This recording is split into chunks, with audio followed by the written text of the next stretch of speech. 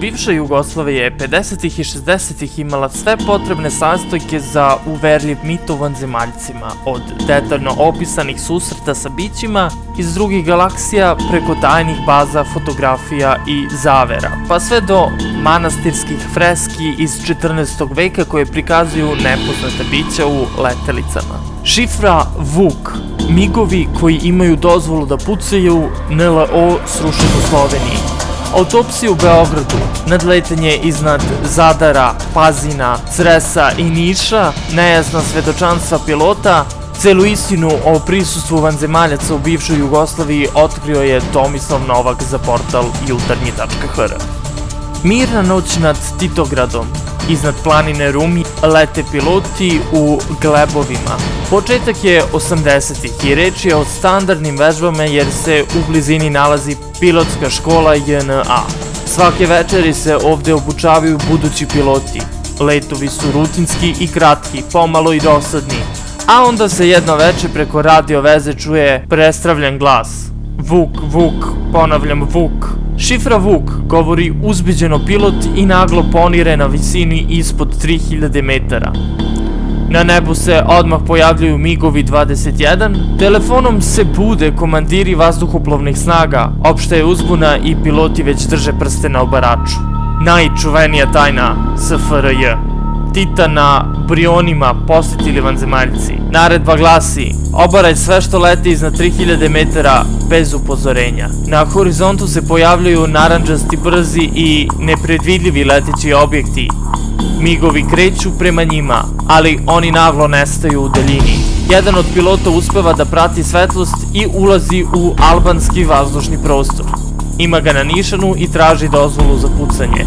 Prešao si granicu, obustavi potoru i odlazi iz Albanije, odgovorio mu je komandir i zaustavlja misli. Svetleći objekti na noćnom nebu su se mesecima pojavljivali u Crnoj Gori.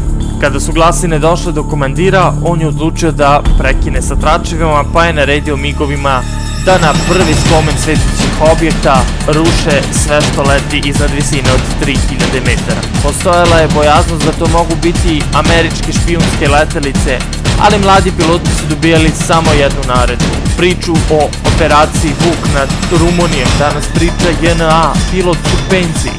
Istu priču je čuo i hrvatski pilot Dragutin Prepušt iz Pule, koji je i sam krajem 80-ih dva puta doživao neobične susrete. Prepušt je kao instruktor u Galepu jedne letnje noći sa učenikom krenuo prema Zadaru. Vežba je bila standardna i namenjena za iskusne učenike koji su na korak od toga da postanu profesionalni piloti. Rutu bi prelazili nekoliko puta u istoj noći, od Pule preko Opatije do Baknjeca kod Zadara, pa nagli okret i nazad.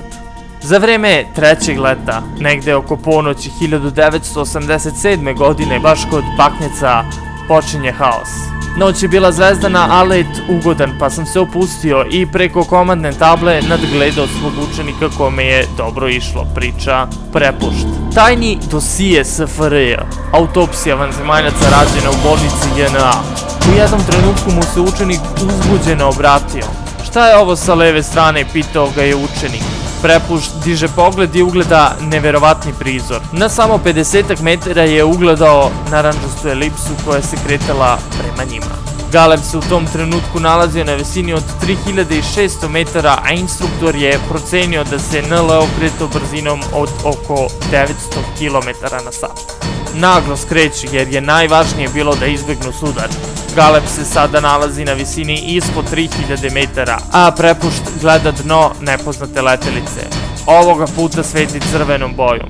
Instruktor je rekao učeniku da nikome ne prijavljuje ono što je video, jer je možda reč o iluziji. Ali kada slete u Pulu, već su ih čekali istražitelji koji su ih razdvojili i zatražili da svako od njih napiše svoj izveštaj.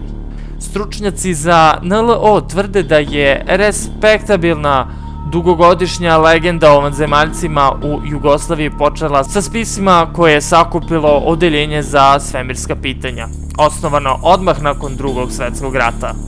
Bivša Jugoslavija je 50-ih i 60-ih imala sve potrebne sastojke za uverljiv mit o vanzemaljcima, od detaljno opisanih susreta sa bićima iz drugih galaksija, preko tajnih baza, fotografija i zavera, pa sve do maskiranih freski iz 14. veka koje prikazuju nepoznata bića u letelicama. Imali smo čak i vlastiti slučaj Roswell, u kome je po uzoru na originalni američki u Sloveniji pao jedan leteći tanjir, nakon čega je usledila obdukcija mrtvog vanzemaljca izvađenog iz nje.